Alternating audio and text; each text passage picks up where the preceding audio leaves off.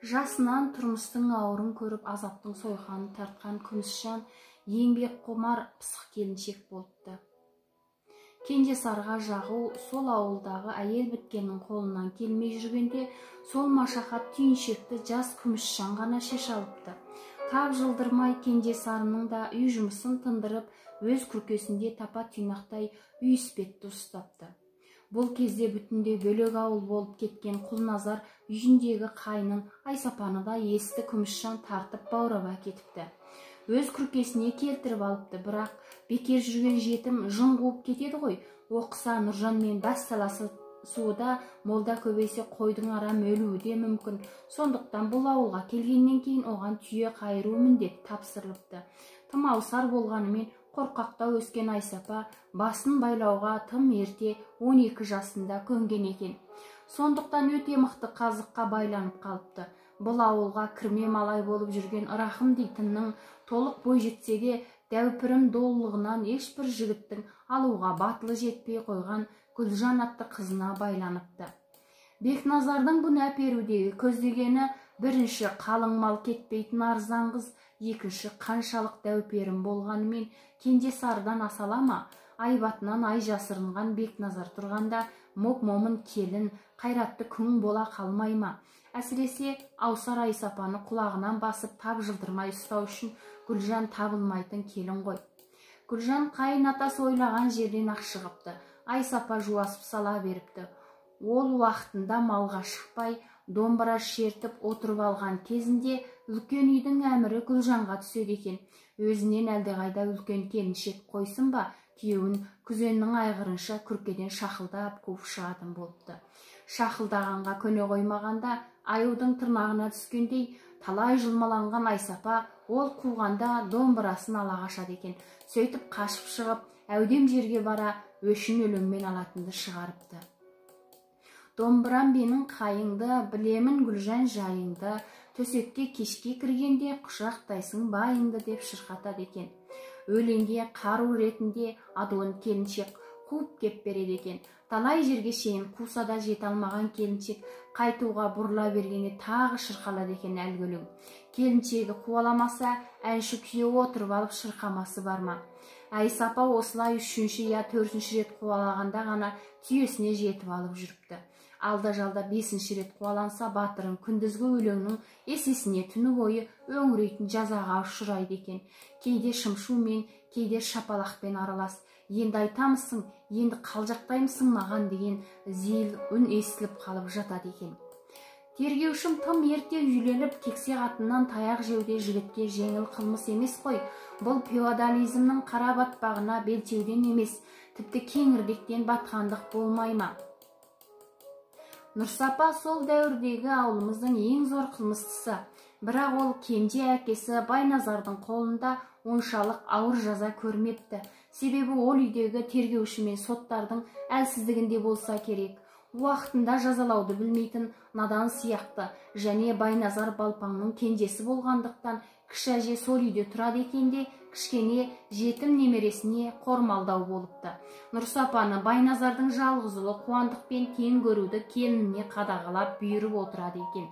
Бірақ сол әже қартайып қолынан билік кете бастаған кезде Нұрсапада жетімдігін байқай бастапты.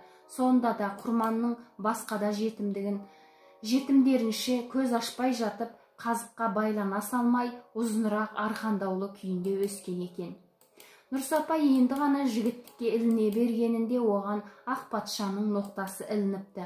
Қазақтан әскер алу жарлығы шыға қалыпты. Байлар өз балаларын абың-гүбің тыққыштап, ұлықтарды барлап жүргенде Нұрсапа сойдиып алаң ашықта қалып қойыпты.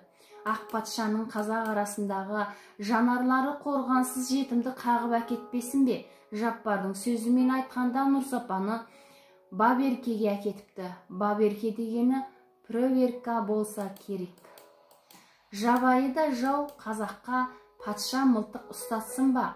Дүниежүзілік бірінші соғыста Шар Русия Германиямен соғысқанда қазақтан әскер жиямыз деп келіп, ақшалы байлардан бал емес алтын күміс жиған ғой.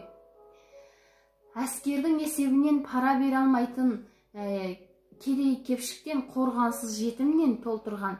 Патша анығында қазақтан әскер емес, көп қазатын қарулы құлдар керек еді. Сондықтан Нұрсапа дәлдің өз болып суырыла жөнеліпті. Нұрсапа сол кеткеннен 3 жылға оралған екен. Ол көп қазып қайтты ма, я патшаның көбін қазып қайтты ма? Онысын Жаппар толық білмейді. Әйтеуір 3 жыл жер қазғанын ғана естіпті. Жетімдік қылмысын өтеп қайтты дейді. Нұрсапа ауылына қайтып келгенде орысша жүріпті. Жан қалтасы көп, шолақ-шолақ киімдері бар екен. Қыл аяғы тымақты да тастап, маңдайында қалқиған бірдемесі бар сырылмаған жепек киіп келіпті. Мұнысы шапка болуы керек. Біздің ауылға тұңғыш пайда болған орыста патша әскері де әкемнің осы кенжесі екен. Өзі де маңдайы шодырайған алпамсадай жігіт болып өсіпті. Жетім орыс болып аталған ақсақалдардың енді оны жек көретін болғаны ғой. Орыста шоқынып қайтқандай көрініпті. Намазды тәлкектегіш болып келген сияқты. Өзі ораза ұстамай, ораза ұстағандарды шойын сағатына бағындырып, ашықтырып ойнайды екен. Ауылдағыларға бұлтты күндері сәресін ерте ішкізгенімен қоймай, ауыз ашарда әлі күн батпады деп ымырт үйірілгенде ішкізетін болыпты. Тіпті Бекназар биді де ауыз ашқызбай аштықтан шиқылдатып ойнапты. Қатты жүдеген би шорт бұзылып ақырында «Әй шоқыншық, жоғал көзімнен» деп қуып шығып, күн батпағаны рас болса да сенбей тамағын жей беретін болыпты. Қазақты бұлай қойып, орысқа бағынбай келгенімде, енді сенің осы алақандай шойныңа бағынайын ба деп кіжіне ашады екен аузын.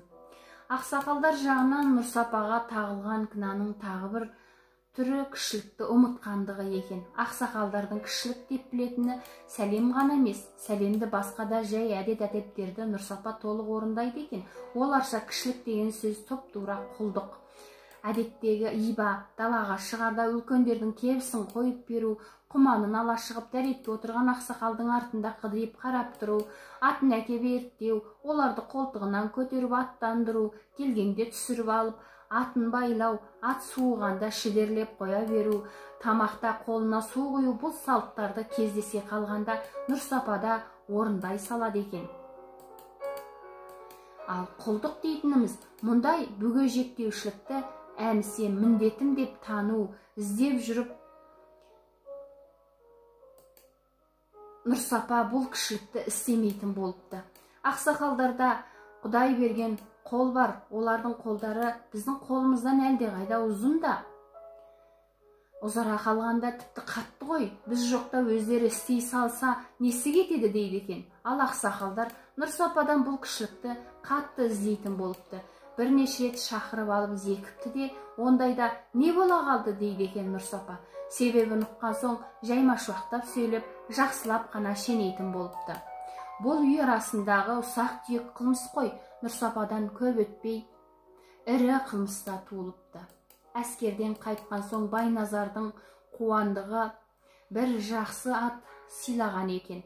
Сонысы мініп, ауыл ақсақалдарына ілескен топпен бірге тойға сол орыста бара қалыпты. Ол кездегі ас тойларда ақсақалдар ру тартысына түспей, шайқаспай, мүйіздеспей қалған ба, кекетісіп, мұқатысып, мақалдасып, мақамдасып, қорласып, қомсынысып отырып, артынан қызыса кетеді екен.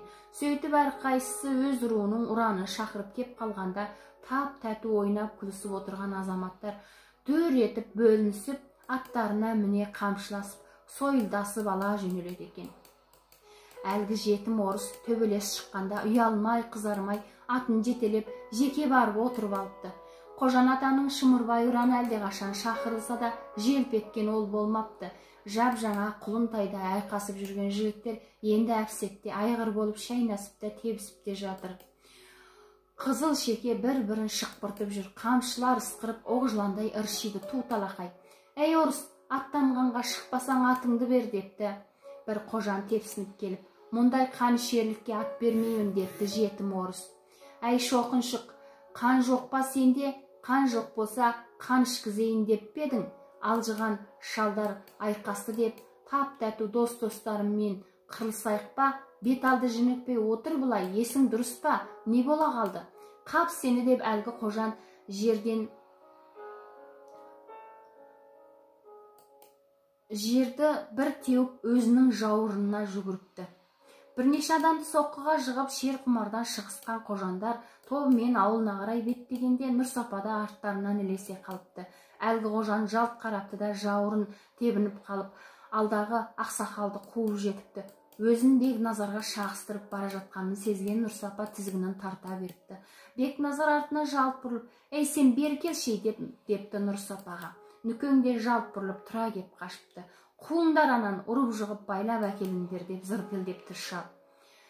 Бірнешеуі тұра кеп қуыпты. Қуандық қоңыр шалдыра қоймапты да, қуғыншының көбі тізгінін тартып артына қайырылыпты. Қар үзіп кеткен Нұрсапа артына қараса, екі қуғыншы қалмай қуып келеді екен. Артына қайырыла шауып, өздерін қуып кеп, «Мен сендерге неғыппын» деп екеуін қамшысымен екі осып қайырыпты да аяңдап нағашысы жаққа тартыпты. Содан бір ай өткенде шалдар оның жақсы көретін Жаппары мен Қуандығын жіберіп қайтарып алдырған екен. Бұл қылмысына ақсақалдар кешірім еткен бейне көрсетіпті де абын-күбін басын байлауды ойластырыпты. Байлағанда бұл қашаған қансызды өздерінің ықпалынан шыға алмайтын шырма шату мықты байланған әйелге қосақтауды ойластырыпты. Бұл ауылға ең алал күл бола алған Құйқаның әйелінің Монтақандай сіңілісі бар екен. Оның қой аузынан шөп алмас момыншал аталас ауылға жасынан малай болып келген ұя бұзбас бағынышты шал қызына қалың мал кетпейді. Бұл да қызда әпкесі тәріздес, аузын қайсы десе танауын көрсететін байқұшым. Оның үстіне әпкесінен гөрі өңдірек, жетім орыстың көзін тарталады. Жаңа келінге әпкесі көне келін қазық болады да, жаңа келін қайсар тұлға қазық болады. Мұнымен үйленсе, бұл қансызға қан бітіп, ауылдан қия басып кете алмайтын болады. Осылай тұжырымдалды да осылай құпталыпты. Жетім орыстың құптау-құптамауына қарасын ба, шалдар дереу құда түсіп қойға бата қылысыпты да, қазір үйленбеймін деген орысқа ақырысыпты. Ақ батаны бұзу қақ тағала да аруаққа да ауыр қылмыс дейтін үкімге қарсы үн шығарушының аузын қармайма. Күйеу бармай қашып кетсе де келін түсірілген екен. Нұрсапа бірнеше жігіт жіберіп ұстатып әкеліпті де келіннің төсегіне сүйреткізіп кіргізіпті. Төсекке қыздан да бетер еріксіз кірген күйеудің мұндай ақылды, тіл жақты болуы некен саяқ кездесер. Жазықсыз қызды жәбірлемей, зорекер құдалыққа қарсы дұғасын үшкіріпті келіп, өзінің қашып жүрген себебін, бұлардың зорлап қосақтағандағы мақсатын жас қызға түсіндіріпті. Бұл үйлендірудің жігітті ағаларынша тап жылдырмай құлдану үшін, қызды әпкесінше күңдікке түсіру үшін болып отырғанын толық ұқтырыпты сөйтіп. Сенің менсінбегендігім емес, менің бұларға басымды байлатып, Жаппармен Айсапаша құл болғым келмейді. Кедей болса да әке шешесі бар, кінәсіз таза сен, бейшараны әпкең сияқты шөмішпас күң еткім келмейді. Сондықтан менімен қосақталып кірленбе деп үгіттепті. Ағатай олай болса депті қыз, мені үйіме өзіңіз ертіп апарыңыз, осы сөзіңізді әке шешеме толық ұқтырып, өз қолыңызбен тапсырып беріңіз, әйтпесе ол ауыл мені қинайды. Осы сөзге келіскен соң Нұрсапа сол түні өзінің атымен қызды үйіне апарып тапсырып беріп, өзі сол бетімен тағы жөнеліпті. Сонымен жыл өтіп, шалдардың ашуы басылды-ау деген кезде Жаппардың үйіне келіпті. Алғаш келгенде ешкімнен жаман сөз естімеген екен. Шалдардың алдында кірмепті де, Жаппар мен Айсапаның қасында болып, одан далданана жүріп, Нұржан Қуандықтармен көрісіпті. Желтоқсанның сүркей бір күні таңертең жарқ ете түскен жазасын бірақ көріпті сөйтіп. Жақын сыбайлас туыс ауылдардан 20 шақты жігіт Жаппардың 40 шоқ бүтейін қоршай қалыпты да, жаңа киініп жатқан Нұрсапаның мойнына қылшылбырдан 2-3-еуін тастап жіберіп, сүйрете жіберіп жөнеліпті. Сүйреткеннен сүйретіп құдық басына апарыпты. Күні бұрын қағылып дайындалып қойылған 4 қазыққа Нүкеңді екпеттете керіп тастап, жалаңаш арқаны қамшымен осыпты келіп. Алпамсадай бірнеше жігіт тыпыр еткізбей ұстап тұрған Жаппар мен Айсапада үн салып боздаудан басқа не шара болсын. Нұрсапада үн жоқ, ақырын ұр дей алатында ешкім жоқ. Шалдар ақшиып тұр. дағдап отырып қырықты соққан дүреші ақсақалдарға қараған екен. 40 шелек су депті олардың біреуі саңқ етіп. Күз ақырының мұздай суы құдықтан тартылып Нұрсапаның үстіне төгіліпті келіп. Дүре арқаға ғана соғылғанымен су ала қалдырмай бар денесіне құйылыпты. Ақбатаны бұзған қылмысының ақ жазасы осы екен. Қамшыдан тілім болып қолдырап қызып кеткен қып-қызыл оттай арқаға мұздай су құйылып, күнәдан тазарғанымен қасқырдан қалған жемтіктей алжа болған екен. Есінен танып қалған Нұрсапа Жаппар мен Айсапаның көтеруімен бір кезде орнынан әрең тұрыпты. Өшкен адамдай ішіне бүріліп сенделектей беріпті де шалдарға қарапты. Кезі келгенше өліп кетсеңдер, осы суларыңды көрлеріңе құярмын деп қатты тістене қалшылдапты. Бірақ өліп кетсеңдер, қамшыларың қайтарылмай қалады екен ғой, қап. Мына бәтшағар не дейді деп бір шал анадайдан тепсіне ұмтылғанда, Нұржан мен Қуандық оның алдын тоса қалыпты да Жаппар мен Айсапа аузын басып Нұрсапаны ала жөнеліпті. Ағалары тоқты серкеш әлуеттілері қой сойып бауырларын сорпалаған екен. Бірақ Нұрсапа содан көп өтпей оба дертінен опат болыпты да шалдардың дүресімен суын қайтарып бере алмай кетіпті. Құдайдың қарғысы дәл тиіпті. Аруақтың дәлдеп атқан осы депті шалдар. Ақбатаны бұзу деген оңай күнә ма? Әділетті тергеушім, мұндай зор қылмыстың жазасын ұлы Құдай бермесе, оған адам пенденің күші шақ келер ме? Дүре өлтіре алмағандықтан оба жіберілген ғой. Менің әкемнің ең жақсы деген ұлы осыншалық қылмыс өткізіпті. Жиһангер ақ патшаға әскер болуын қайтып қана ұмытарсың.